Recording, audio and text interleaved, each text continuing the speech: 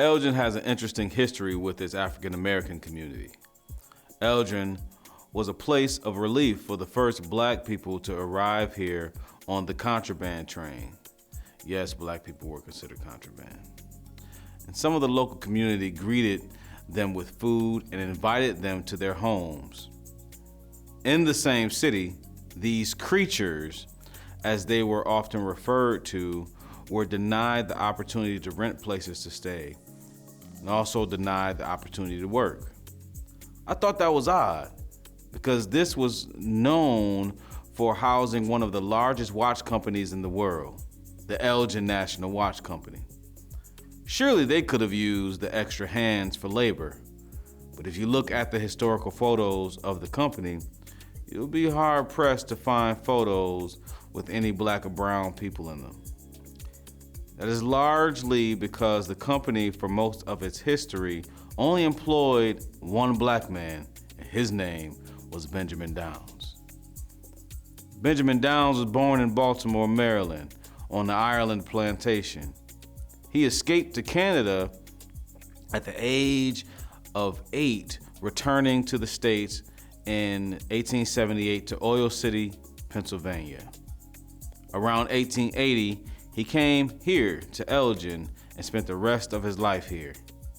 He was the only African American employed at the famed Elgin Watch Company as a janitor.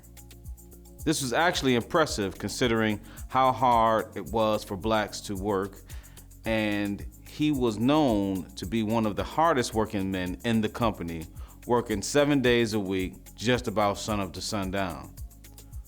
But that's not the end of his story. He worked hard to establish his family and his community, working to get out of the swampy trailers many black people were forced to live in. During this time, he was able to share some country boy skills with his son, Jacob Downs.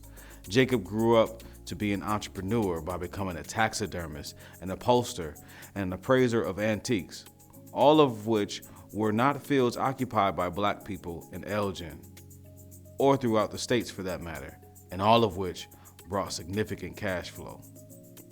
We learned from the Downs family that hard times, afflictions, and obstacles we overcome often makes us stronger.